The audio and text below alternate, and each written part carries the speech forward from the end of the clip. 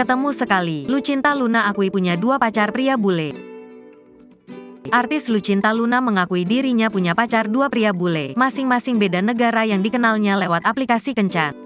Lucinta Luna mengungkapkan ia sedang menjaga hati untuk 2 pria bulenya itu. Namun, Lucinta Luna enggan terang-terangan soal 2 pria bule tersebut. Sebelumnya, pemilik nama asli Ailuna Putri itu membongkar alasannya jadi tampil lebih anggun. Udah saatnya aku ngerubah image jadi wanita elegan. Kalau bisa queen dari segala queen, agar supaya mungkin aku gak laku lagi sama laki-laki Indonesia di sini.